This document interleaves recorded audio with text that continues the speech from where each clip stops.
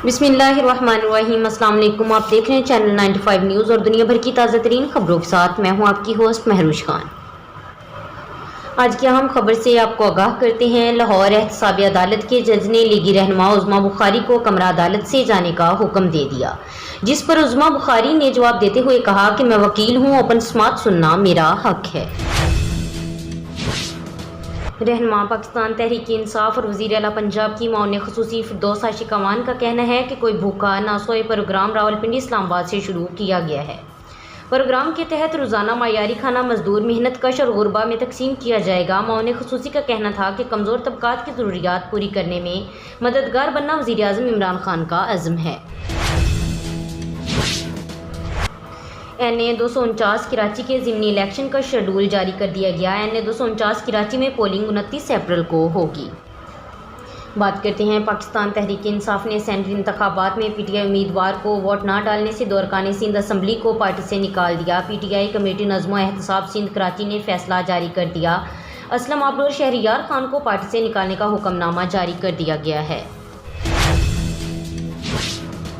पाकिस्तान तहरीक इंसाफ के रहनुमा और मौन ख़ुसूसी डॉक्टर शहबाज गिल का कहना है कि N75 सियालकोट और यूसुफ रज़ा गिलानी के जीतने पर अपोजिशन के मुताबिक इस्टेब्लिशमेंट न्यूट्रल हो चुकी है और एतमाद के वोट में पहले से भी ज़्यादा कामयाब होने पर मरीम कह रही थी कि वोट एजेंसियों ने डलवाए, सेनेट चेयरमैन का इलेक्शन हारने से पहले फैसला कर लें। आप अपोजिशन का बयानिया है क्या? अब कुछ खबरें दुनिया भर से। रंगून म्यांमार की हुक्मरान आंग सान सू की की सियासी जमात के एक और रहनुमा की दौरान हिरासत हलाकत हो गई। फौजी बगावत के खिलाफ मुजाहिरों के दौरान पुलिस छापे के दौरान फरार होते हुए गिरफ्तार होने वाले नेशनल लीग फॉर डेमोक्रेसी के रहनुमा जामियत दौरान हिरासत इंतकाल कर गए।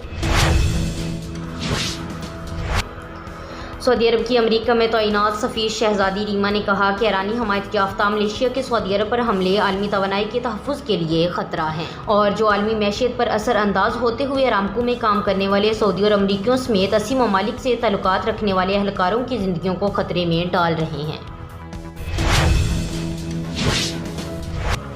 मज़ीद आगाह करते हैं। दुबई के वलीअहद शहजादा शेख हमदान बिन मोहम्मद राशिद मखतूम दुबई की सरकारी फ़ीसों पर अंजुमान में 2023 के अवाइल तक तोसी का हुक्म दे दिया है।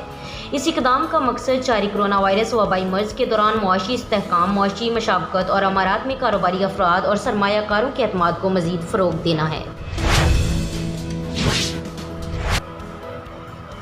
चीचा वतनी की इंतहाई अफसोसनाक खबर से आपको आगाह करते हैं, जहां पर ट्रक और गन्ने से भरी हुई ट्राली के दरमियान तसादुम हुआ है, जिसके नतीजे में 4 अफराद जाँ बहक हो गए।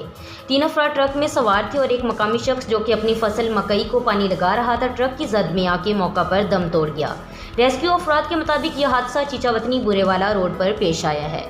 ये थी दुनिया भर की ताज़ा तरीन खबरें। मज़ीद ऐसी खबरें सुनने और देखने के लिए हमारे चैनल को सब्सक्राइब करें, बेल आइकन को क्लिक करें ताकि जो भी नोटिफिकेशन हो सबसे पहले आप तक पहुँचे। खुदा हाफिज़।